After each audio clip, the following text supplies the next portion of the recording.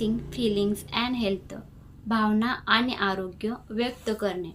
जेव्हा कोणी आपल्याला विचारते हाऊ आर यू, तेव्हा नेहमी फक्त आय एम फाईन म्हणण्याऐवजी आपण अधिक चांगल्या प्रकारे उत्तर देऊ शकतो.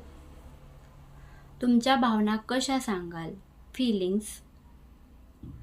तुम्हाला कसे वाटते आहे हे सांगण्यासाठी खालील शब्दांचा वापर करा. आय एम हॅपी, मी आनंदी आहे. आय एम टायर्ड, मी थकलो आहे. आय एम कन्फ्युज्ड, मी गोंधळलो आहे. आय एम एक्सायटेड, मी उत्साही आहे.